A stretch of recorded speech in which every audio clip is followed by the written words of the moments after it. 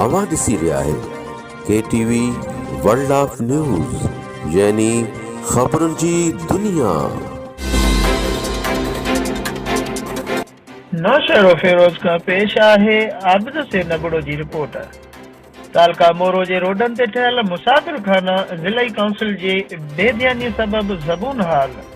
मोरो जे मुख़्तलिफ़ रोडन ते दादू रोड, दीपा राजा रोड, जतोई रोड, बांधी रोड समेत मोरो जे यूसिन जे रोडन ते कायम मुसाफिर खाननि जी इसार केर लहंदो।